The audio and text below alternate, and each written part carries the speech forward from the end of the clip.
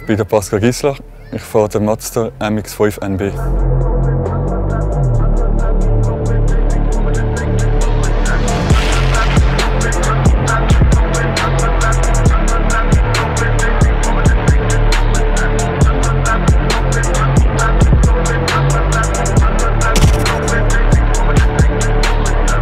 Ich habe mich für den Mazda entschieden, weil der auf der einen Seite ein Heckradtriebenes Auto ist und auf der anderen Seite ein Cabriolet.